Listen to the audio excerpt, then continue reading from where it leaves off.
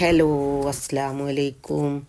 ഇതെന്താണെന്നറിയോ, ഞങ്ങളെ വീടിൻ്റെ ഉമ്മർത്ത് വലിയ 2 മരം ഉണ്ടായിരുന്നു. അശോകമരം എന്നാണ് പറയുക.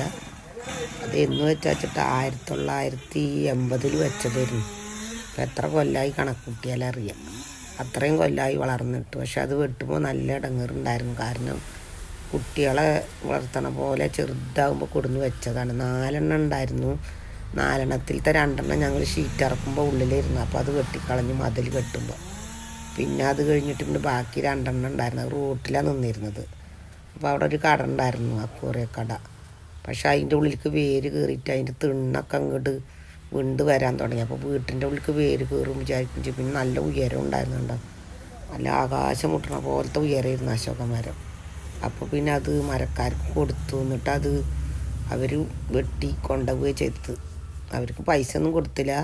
അവർ മരം തന്നെ അങ്ങോട്ട് വെട്ടിയിട്ട് അവർ കൊണ്ടുപോയി. ഞങ്ങൾ കാശൊന്നും കൊടുത്തില്ല. തടിയൊക്കെ അവർ കൊണ്ടുപോയി. നല്ല വണ്ണുണ്ടായിരുന്നു.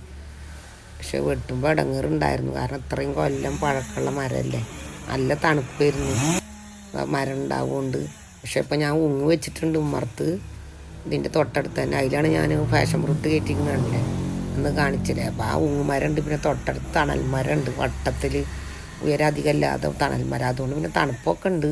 പക്ഷെ എന്നാലും ഒരു മരം കൂടി വെക്കണമെന്ന് വിചാരിച്ചിട്ടുണ്ട്. ബദാമോ അല്ലെങ്കിൽ ഉങ്ങോ അല്ലെങ്കിൽ തണൽ മരം പോലത്തെ തണൽ മരം എന്തെങ്കിലും വെച്ച് കൊടുക്കണം. അത് ഞാനിനി വെക്കും.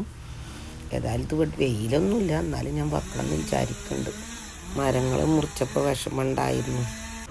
പിന്നെന്താണെന്നറിയാം, ഈ ഉങ്ങുമരം പിന്നെ തണൽ മരം ഉണ്ടല്ലോ, അതുകൊണ്ട് പിന്നെ നല്ല തണുപ്പുണ്ടായിരുന്നു. അപ്പോൾ അത് കാരണം പിന്നെ അത്ര വിഷമം തോന്നിയില്ല.